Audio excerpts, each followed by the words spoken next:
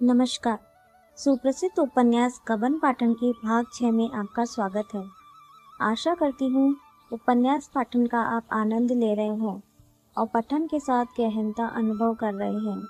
इसी के साथ शुरू करते हैं आज का पठन गबन भाग 6।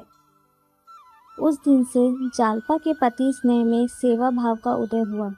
वह स्नान करने जाता तो उसे अपनी धोती चुनी हुई मिलती, आले पर तेल और साबुन भी रखा हुआ पाता। जब दफ्तर जाने लगता, जालपा उसके कपड़े लाकर सामने रख देती। पहले पान मांगने पर मिलते थे, अब जबरदस्ती खिलाए जाते थे। जालपा उसका रुख देखा करती, उसे कुछ कहने की ज़रूरत नहीं थी। यहाँ तक कि जब वह भोजन करने बैठता तो वह पंखा झला करती। पहले वह बड़ी अनिच्छा से भोजन बनाने जाती थी और उस पर बेगार सी टालती थी। अब बड़े प्रेम से रसोई में जाती। चीज़ें अब भी वही बनती थी, पर उनका स्वाद बढ़ गया था। रमा को इस मधुर स्नेह के सामने वह दो गहने बहुत ही तुच्छ जांचते थे। उधर जिस दिन रमा ने गंगू की दुकान से गहने खरीदे, उसी दिन दूसरे सराफों को भी उसके आभूषण प्रेम की सूचना मिल गई।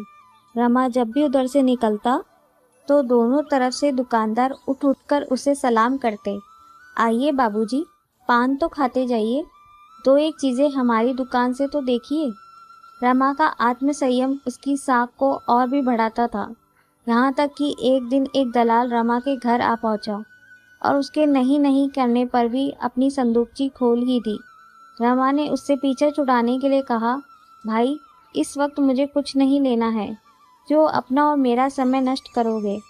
दलाल ने बड़े विनीत भाव से कहा, बाबूजी देख तो लीजिए, पसंद आए तो लीजिएगा, नहीं तो न लीजिएगा। देख लेने में तो कोई हर्ज नहीं है। आखिर रईसों के पास न जाएं तो किसके पास जाएं? औरों ने आपसे गहरी रकमें मारी, हमारे भाग्य में बदा होगा तो आपसे 4 पैसा पा जाएंगे। बहूजी और माई जी को दिखा दीजिए। मेरा मन तो कहता है कि आज आप ही के हाथों बोनी होगी। रमानाथ, औरतों के पसंद की न कहो, चीज़ें अच्छी होंगी ही, पसंद आते क्या देर लगती है। लेकिन भाई इस वक्त हाथ खाली है।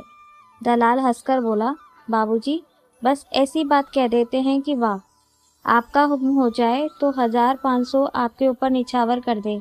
हम लोग आदमी का मिजाज देखते हैं बाबूजी, भगवान ने चाहा तो आज मैं सौदा करके ही उठूंगा। दलाल ने संदूकची से 2 चीज़ें निकाली।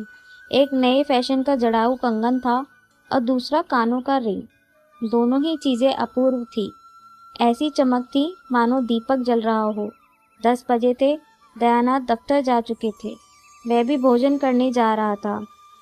समय बिल्कुल न था, लेकिन इन दोनों चीज़ों को देखकर उसे किसी बात की सुध न रही। दोनों केस लिए वे घर में आया।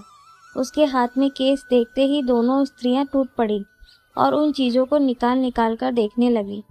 उनकी चमक दमक ने उन्हें ऐसा मोहित कर लिया कि गुण दोष की विवेचना करने की उनमें शक्ति ही ना रही। रामेश्वरी, आजकल की चीज़ों के सामने तो पुरानी चीज़ें कुछ जचती ही नहीं।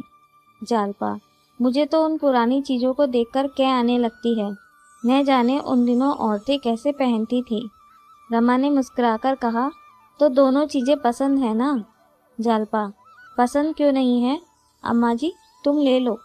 रामेश्वरी ने अपनी मनोव्यथा छिपाने के लिए सिर झुका लिया। जिसका सारा जीवन गृहस्थी की चिंताओं में कट गया, वह आज क्या यह स्वप्न में भी इन गहनों के पहनने की आशा कर सकती थी? आह, उस दुखिया के जीवन की कोई साध ही न पूरी हुई। पति की आय ही कभी इतनी ना हुई कि बाल बच्चों के पालन पोषण के उपरांत कुछ बचता। जब से घर की स्वामिनी हुई, तभी से मानो उसकी तपश्चर्या का आरंभ हुआ और सारी लालसाएं एक एक करके धूल में मिल गई। उसने उन आभूषणों की ओर से आंखें हटा ली। उनमें इतना आकर्षण था कि उनकी ओर ताकते हुए वह डरती थी, कहीं उसकी विरक्ति का पर्दा न खुल जाए। बोली, मैं लेकर क्या करूँगी बेटी, मेरे पहनने ओढ़ने के दिन तो निकल गए। कौन लाया है बेटा, क्या दाम है इनके? रमानाथ, एक सर्राफ दिखाने लाया है। अभी दाम आम नहीं पूछे, मगर ऊंचे दाम होंगे। लेना तो था नहीं, दाम पूछकर क्या करता? जालपा, लेना ही नहीं था तो यहाँ क्यों लाए? जालपा ने ये शब्द इतने आवेश में आकर कहे कि रमा खिसिया गया। उनमें इतनी उत्तेजना, इतना तिरस्कार भरा हुआ था कि इन गहनों को लौटा ले जाने की उसकी हिम्मत न पड़ी। बोला, तो ले लूं? जालपा, अम्मा लेने को नहीं कहती तो लेकर क्या करोगे? क्या मुफ्त में दे रहा है? रमानाथ, समझ लो मुफ्त ही मिलते हैं। जालपा, सुनती हो अम्मा जी इनकी बातें? आप जाकर लौटा आइए, जब हाथ में रुपए होंगे तो बहुत गहने मिलेंगे। रामेश्वरी ने मुहासक्त स्वर में कहा, रुपए अभी तो नहीं मांगता। जालपा, उधार भी देगा तो सूद तो लगा ही लेगा। रमानाथ, तो लौटा दूं? एक बात चटपट तय कर डालो, लेना हो ले लो, न लेना हो तो लौटा दो। मोह और दुविधा में न पड़ो। जालपा को यह स्पष्ट बातचीत इस समय बहुत कठोर लगी। रमा के मुंह से उसे ऐसी आशा न थी। इनकार करना उसका काम था। रमा को लेने के लिए आग्रह करना चाहिए था। रामेश्वरी की ओर लालायित नेत्रों से देखकर बोली, लौटा दो, रात दिन के तकाजे कौन सहेगा। वह केसों को बंद करने ही वाली थी कि रामेश्वरी ने कंगन उठाकर पहन लिया, मानो एक क्षण भर पहनने से ही उसकी साध पूरी हो जाएगी। फिर मन में कहा, इस इच्छोच्छेपन पर लज्जित होकर वह उसे उतारना ही चाहती थी कि रमा ने कहा, अब तुमने पहन लिया है अम्मा, तो पहने रहो, मैं तुम्हें भेंट करता हूँ। रामेश्वरी की आंखें सजल हो गई। जो लालसा आज तक न पूरी हो सकी, वह आज रमा की मात्र भक्ति से पूरी हो रही थी। लेकिन क्या वह अपने प्रिय पुत्र पर ऋण का इतना भारी बोझ रख देगी? अभी वह बेचारा बालक है, उसकी सामर्थ्य ही क्या है। न जाने रुपए जल्द हाथ आए या देर में। दाम भी तो नहीं मालूम। अगर ऊंचे दामों का हुआ तो बेचारा देगा कहाँ से? उसे कितने तकाजे सहने पड़ेंगे और कितना लज्जित होना पड़ेगा। कातर स्वर में बोली, नहीं बेटा, मैंने यूं ही पहन लिया था, ले जाओ, लौटा दो। माता का उदास मुख देखकर रमा का हृदय मात्र प्रेम से हिल उठा। क्या ऋण के भय से वह अपनी त्याग मूर्ति माता की इतनी सेवा भी न कर सकेगा? माता के प्रति उसका कुछ कर्तव्य भी तो है। बोला, रुपए बहुत मिल जाएंगे अम्मा, तुम इसकी चिंता मत करो। रामेश्वरी ने बहू की ओर देखा, मानो कह रही थी कि रमा मुझ पर कितना अत्याचार कर रहा है। जालपा उदासीन भाव से बैठी थी। कदाचित उसे भय हो रहा था कि माताजी ये कंगन ले न ले। मेरा कंगन पहन लेना बहू को अच्छा नहीं लगा, इसमें रामेश्वरी को संदेह नहीं रहा। उसने तुरंत कंगन उतार डाला और जालपा की ओर बढ़ाकर बोली, मैं अपनी ओर से तुम्हें भेंट करती हूँ बहू। मुझे जो कुछ पहनना ओढ़ना था और पहन चुकी, अब जरा तुम पहनो, देखो तो। जालपा को इसमें जरा भी संदेह न था कि माताजी के पास रुपये की कमी नहीं है। वह समझी शायद आज वे पसीज गई हैं और कंगन के रुपए दे देंगी। एक क्षण पहले उसने समझा था कि रुपए रमा को देने पड़ेंगे, इसलिए इच्छा रहने पर भी वह उसे लौटा देना चाहती थी। जब माताजी उसका दाम चुका रही थी तो वह क्यों इनकार करती? मगर ऊपरी मन से बोली, रुपए ना हो तो रहने दीजिए अम्मा जी, अभी सी कौन सी जल्दी है। रमा ने कुछ चिढ़कर कहा, तो तुम ये कंगन ले रही हो? जालपा, अम्मा जी नहीं मानती तो मैं क्या करूं? रमानाथ, और ये रिंग, इन्हें भी क्यों नहीं रख लेती? जालपा, जाकर दाम तो पूछाओ। रमा ने अधीर होकर कहा, तुम इन चीज़ों को ले जाओ, तुम्हें दाम से क्या मतलब? रमा ने बाहर दलाल से पूछा तो सन्नाटे में आ गया। कंगन 700 के थे और रिंग 150 के। उसका अनुमान था कि कंगन अधिक से अधिक 300 के होंगे और रिंग 40-50 रुपए के। पछताए कि पहले ही दाम क्यों न पूछ लिए, नहीं तो इन चीज़ों को घर में ले जाने की नौबत ही क्यों आती। फेरते हुए शर्म आती थी, मगर कुछ भी हो फेरना तो पड़ेगा ही। इतना बड़ा बोझ वह सिर पर नहीं ले सकता। दलाल से बोला, बड़े दाम है भाई, मैंने तो 300-400 के भीतर ही आका था। दलाल का नाम चरणदास था। बोला, दाम में एक कौड़ी भी फर्क पड़ जाए सरकार तो मुंह न दिखाओ। धनीराम की कोठी का तो माल है, आप चलकर पूछ ले। दमड़ी रुपए की दलाली अलबत्ता मेरी है, आपकी मर्जी हो तो दीजिए या ना दीजिए। रमानाथ, तो भाई इन दामों की चीज़ें तो इस वक्त हमें नहीं लेनी है। चरणदास, ऐसी बात न कहिए बाबूजी, आपके लिए इतने रुपए कौन सी बड़ी बात है। 2 महीने भी माल चल जाए तो इसके दुने हाथ आ जाएंगे। आपसे बढ़कर कौन शौकीन होगा, यह सब रईसों की ही तो पसंद है। गंवार लोग इनकी कद्र क्या जाने। रामानाथ, 850 बहुत होते हैं भाई। चरणदास, रुपयों का मुंह न देखिए बाबूजी, जब बहूजी पहनकर बैठेगी तो एक निगाह में सारे रुपए तर जाएंगे। रमा को विश्वास था कि जालपा गहनों का यह मूल्य सुनकर आप ही बिचक जाएगी। दलाल से और ज्यादा बातचीत न की, अंदर जाकर बड़े जोर से हंसा और बोला, आपने इस कंगन का क्या दाम समझा था माँ जी? रामेश्वरी कोई जवाब देकर बेवकूफ न बनना चाहती थी। इन जड़ाऊ चीजों में नाप तोल का तो कोई हिसाब रहता नहीं, जितने में तय हो जाए वही ठीक है। रमानाथ, अच्छा तुम बताओ जालपा, इस कंगन का कितना दाम आंकती हो? जालपा, 600 से कम का नहीं है। रमा का सारा खेल बिगड़ गया।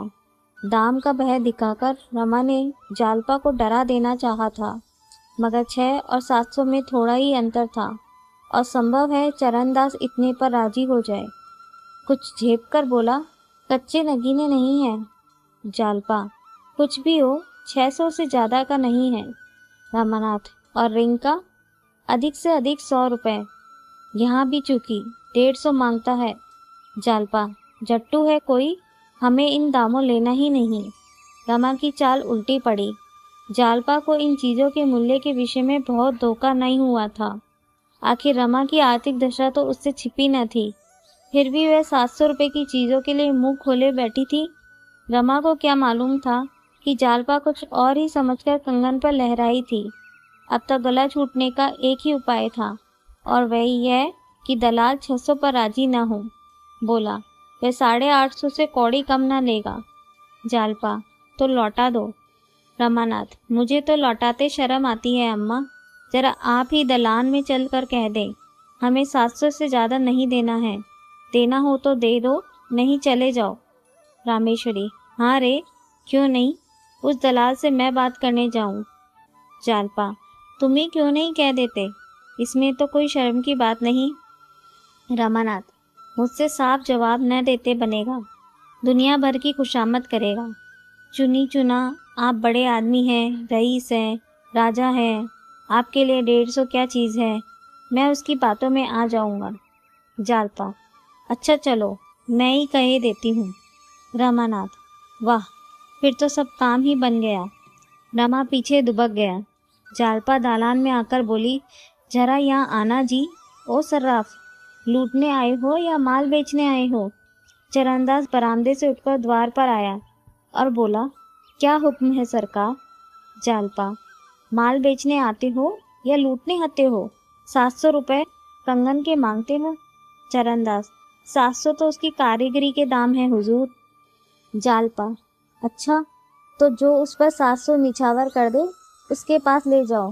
रिंग के 150 कहते हो, लूट है क्या? दोनों चीजों के 700 लेते हो? चरणदास, बहूजी, आप तो अंधेर करती हैं, कहाँ 850 और कहाँ 700। जालपा, तुम्हारी खुशी, अपनी चीज ले जाओ। चरणदास, इतने बड़े दरबार से आकर चीज लौटा ले जाऊं? आप यूं ही पहने, 10-5 रुपए की बात होती तो आपकी जबान ना फिरता। आपसे झूठ नहीं कहता बहूजी, इन चीज़ों पर पैसा रुपया नफ़ा है। उसी एक पैसे में दुकान का भाड़ा, बट्टा खत्ता, दस्तूरी, दलाली सब समझिए। एक बात ऐसी समझकर कहिए कि हमें भी 4 पैसे मिल जाएं, सवेरे सवेरे लौटना न पड़े। जालपा, कह दिए, वही 700। चरणदास ने ऐसा मुंह बनाया मानो वह किसी धर्म संकट में पड़ गया है। फिर बोला, सरकार, है तो घाटा, पर आपकी बात नहीं टालते बनती। रुपए कब मिलेंगे? जालपा, जल्दी ही मिल जाएंगे। जालपा अंदर जाकर बोली, आखिर दिया कि नहीं 700 में? 150 साफ उड़ाए लिए जाता था। मुझे पछतावा हो रहा है कि कुछ और कम क्यों न कहा। ये लोग इस तरह ग्राहकों को लूटते हैं। रमा इतना भारी बोझ लेते घबरा रहा था, लेकिन परिस्थिति ने कुछ ऐसा रंग पकड़ा कि बोझ उस पर लद ही गया। जालपा तो खुशी की उमंग में दोनों चीजें लिए ऊपर चली गई, पर रमा सिर झुकाए चिंता में डूबा खड़ा था। जालपा ने उसकी दशा जानकर भी इन चीजों को क्यों ठुकरा नहीं दिया, क्यों जोर देकर नहीं कहा मैं न लूंगी, क्यों दुविधा में पड़ी रही। 550 भी चुकाना मुश्किल था, इतने और कहाँ से आएंगे? असल में गलती मेरी ही है, मुझे दलाल को दरवाजे से ही धुतकार देना चाहिए था, लेकिन उसने मन को समझाया, यह अपने ही पापों का तो प्रायश्चित है। फिर आदमी इसलिए तो कमाता है, रोटियों के लाले थोड़े ही थे। भोजन करके जब रमा ऊपर कपड़े पहनने गया तो जालपा आईने के सामने खड़ी कानों में रिंग पहन रही थी।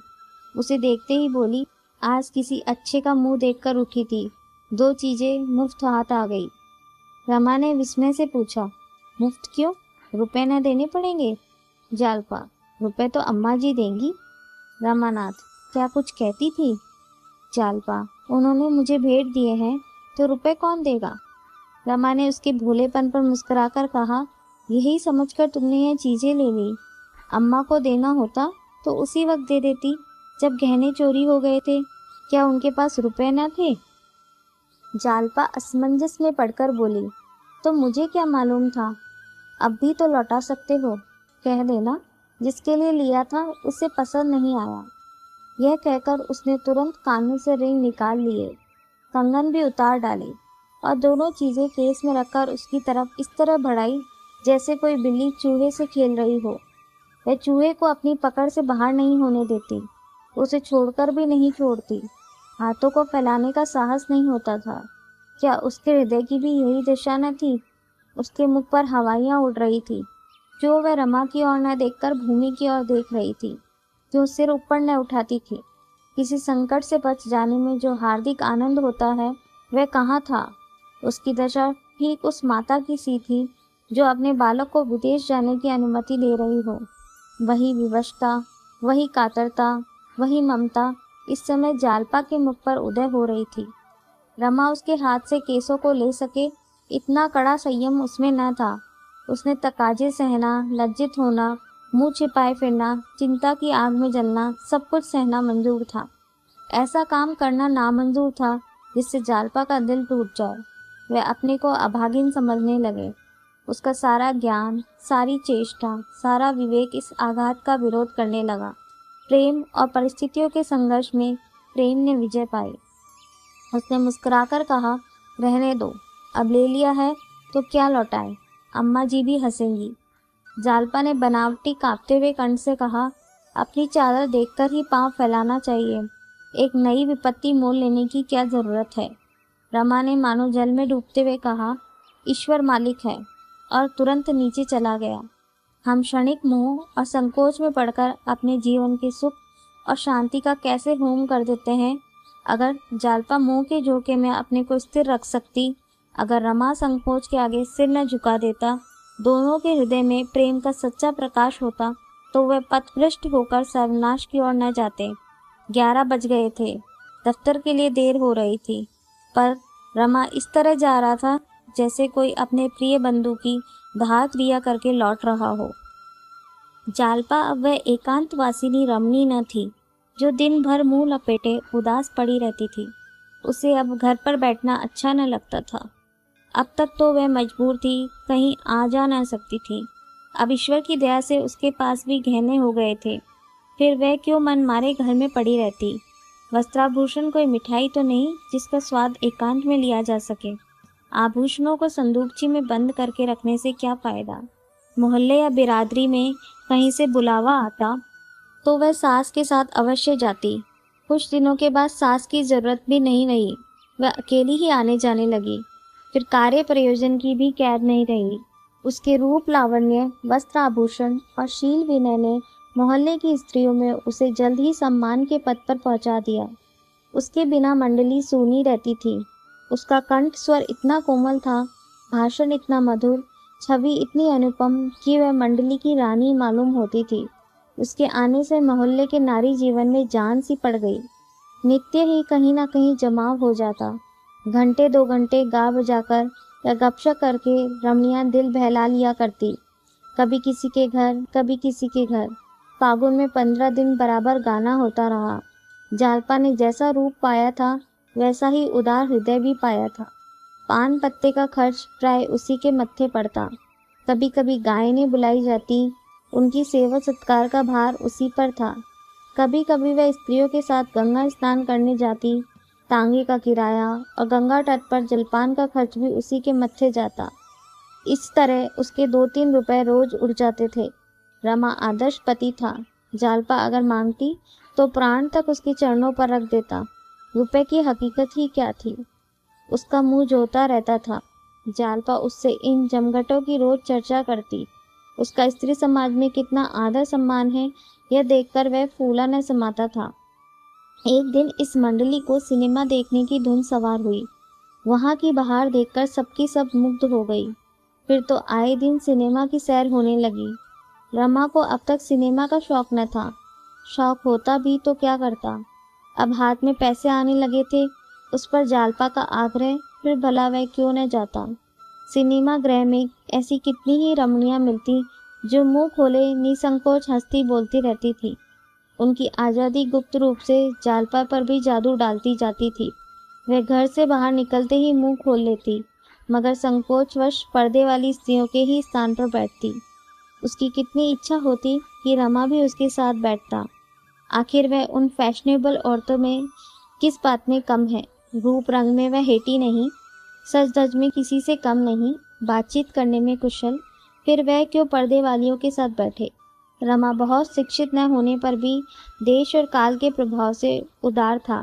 पहले तो वह पर्दे का ऐसा अनन्य भक्त था कि माता को कभी गंगा स्नान कराने लेवा जाता तो पंडों तक से न बोलने देता। कभी माता की हंसी मर्दाने में सुनाई देती तो आकर बिगड़ता, तुमको जरा भी शर्म नहीं है अम्मा, बाहर लोग बैठे हुए हैं और तुम हंस रही हो। माँ लज्जित हो जाती थी, किंतु अवस्था के साथ रमा का यह लिहाज गायब होता जाता था। उस पर जालपा की रूप छटा उसके साहस को और भी उत्तेजित करती थी। जालपा रूपहीन, काली कलूटी, फूहड़ होती तो वह जबरदस्ती उसको पर्दे में बैठाता। उसके साथ घूमने या बैठने में उसे शर्म आती। जालपा जैसी अनन्य सुंदरी के साथ सैर करने में आनंद के साथ गौरव भी तो था। वहाँ के सभ्य समाज की कोई महिला रूप, गठन और श्रृंगार में जालपा की बराबरी न कर सकती थी। देहात की लड़की होने पर भी शहर के रंग में वे इस तरह रंग गई थी मानो जन्म से ही शहर में रहती आई हो। थोड़ी सी कमी अंग्रेजी शिक्षा की थी, उसे भी रमा पूरी किए देता था। मगर पर्दे का यह बंधन टूटे कैसे। भवन में रमा के कितने ही मित्र, कितने ही जान पहचान के लोग बैठे नजर आते थे। वे उसे जालपा के साथ बैठे देखकर कितना हंसेंगे। आखिर एक दिन उसने समाज के सामने ताल ठोककर खड़े हो जाने का निश्चय कर ही लिया। जालपा से बोला, आज हम तुम सिनेमा घर में साथ बैठेंगे। जालपा के हृदय में गुदगुदी सी होने लगी। हार्दिक आनंद की आभा चेहरे पर झलक उठी। बोली, सच? नहीं भाई, साथ वालियां जीने न देंगी। रमानाथ, इस तरह डरने से तो फिर कभी कुछ न होगा। यह क्या स्वांग है कि स्त्रियां मुंह छिपाए चिक्की आड़ में बैठी रहे। इस तरह यह मामला भी तय हो गया। पहले दिन दोनों झेपते रहे, लेकिन दूसरे दिन से हिम्मत खुल गई। कई दिनों के बाद वह समय भी आया कि रमा और जालपा संध्या समय पार्क में साथ साथ टहलते दिखाई दिए। जालपा ने मुस्कुराकर कहा, कहीं बाबूजी देख ले तो। रमानाथ, तो क्या, कुछ नहीं। जालपा, मैं तो मारे शर्म के गड़ जाऊं। रमानाथ, अभी तो मुझे भी शर्म आएगी, मगर बाबूजी खुद ही इधर नहीं आएंगे। जालपा, और जो कहीं अम्मा जी देख ले। रमानाथ, अम्मा से कौन डरता है, 2 दलीलों में ठीक कर दूंगा। 10-5 दिन में ही जालपा ने नए महिला समाज में अपना रंग जमा लिया। उसने इस समाज में इस तरह प्रवेश किया जैसे कोई कुशल वक्ता पहली बार परिषद के मंच पर आता है। विद्वान लोग उसकी उपेक्षा करने की इच्छा होने पर भी उसकी प्रतिभा के सामने सिर झुका देते हैं। जालपा भी आई, देखा और विजय कर लिया। उसके सौंदर्य में वह गरिमा, वह कठोरता, वह शान, वह तेजस्विता थी जो कुलीन महिलाओं के लक्षण हैं। पहले ही दिन एक महिला ने जालपा को चाय का निमंत्रण दे दिया और जालपा इच्छा न रहने पर भी उसे अस्वीकार न कर सकी। जब दोनों प्राणी वहां से लौटे तो रमा ने चिंतित स्वर में कहा, तो कल इसकी चाय पार्टी में जाना पड़ेगा। जालपा, क्या करती, इनकार करते भी तो न बनता था। रमानाथ, तो सवेरे तुम्हारे लिए एक अच्छी सी साड़ी ला दूं। जालपा, क्या मेरे पास साड़ी नहीं है, जरा देर के लिए 50-60 रुपए खर्च करने से क्या फायदा। रमानाथ, तुम्हारे पास अच्छी साड़ी कहाँ है, इसकी साड़ी तुमने देखी, ऐसी ही तुम्हारे लिए भी लाऊंगा। जालपा ने विवशता के भाव से कहा, मुझे साफ कह देना चाहिए था कि फुर्सत नहीं है। रमानाथ, फिर इनकी दावत भी तो करनी पड़ेगी। जालपा, ये तो बुरी विपत्ति गले पड़ी। रमानाथ, विपत्ति कुछ नहीं है, सिर्फ यही ख्याल है कि मेरा मकान इस काम के लायक नहीं। मेज, कुर्सियाँ, चाय के सेट रमेश के यहाँ से मांग लाऊंगा, लेकिन घर के लिए क्या करूं? जालपा, क्या जरूरी है कि हम लोग भी दावत करें? रमा ने ऐसी भद्दी बात का कुछ उत्तर नहीं दिया। उसे जालपा के लिए एक जूते की जोड़ी और सुंदर कलाई की घड़ी की फिक्र पैदा हो गई। उसके पास कौड़ी भी न थी। उसका खर्च रोज बढ़ता जाता था। अभी तक गहने वालों को एक पैसा भी देने की नौबत न आई थी। एक बार गंगू महाराज ने इशारे से तकाजा भी किया था, लेकिन यह भी तो नहीं हो सकता कि जालपा फटे हालों चाय पार्टी में जाए। नहीं, जालपा पर वह इतना अन्याय नहीं कर सकता। इस अवसर पर जालपा की रूप शोभा का सिक्का बैठ जाएगा। सभी तो आज चमाचम साड़ियाँ पहने हुए थी। जड़ाऊ कंगन और मोतियों के हारों की भी तो कमी न थी, पर जालपा अपने सादे आवरण में उनसे कोसों आगे थी। उसके सामने एक भी नहीं जचती थी। यह मेरे पूर्व कर्मों का फल है कि मुझे ऐसी सुंदरी मिली। आखिर यही तो खाने पहनने और जीवन का आनंद उठाने के दिन है। जब जवानी ही में सुख ना उठाया तो बुढ़ापे में क्या कर लेंगे? बुढ़ापे में मान लिया धन हुआ भी तो क्या, यौवन बीत जाने पर विवाह किस काम का। साड़ी और घड़ी लाने की उसे धुन सवार हो गई। रात भर तो उसने सब्र किया, दूसरे दिन दोनों चीजें लाकर ही दम लिया। जालपा ने झुंझला कर कहा, मैंने तो तुमसे कहा था कि इन चीजों का काम नहीं है। 150 से कम की न होगी। रमानाथ, 150? इतना फजूल खर्च मैं नहीं हूँ। जालपा, 150 से कम की ये चीजें नहीं हैं। जालपा ने घड़ी कलाई में बांध ली और साड़ी को खोलकर मंत्रमुग्ध नेत्रों से देखा। रमानाथ, तुम्हारी कलाई पर यह घड़ी कैसी खिल रही है। मेरे रुपए वसूल हो गए। जालपा, सच बताओ, कितने रुपए खर्च हुए? रमानाथ, सच बता दूं? 135 रुपए। 75 रुपए की साड़ी, 10 रुपए के जूते और 50 की घड़ी। जालपा, ये 150 ही हुए। मैंने कुछ बढ़ाकर थोड़े कहा था, मगर ये सब रुपए अदा कैसे होंगे? उस चुड़ैल ने व्यर्थ ही मुझे निमंत्रण दे दिया। अब मैं बाहर जाना ही छोड़ दूंगी।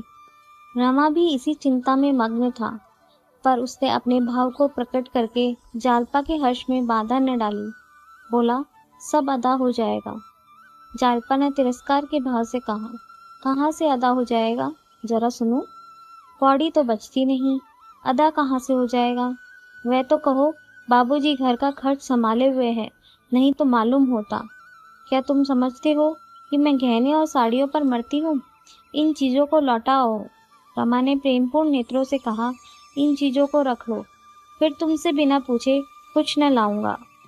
अब बारी है पिछले भाग में पूछे गए प्रश्नों के उत्तरों की।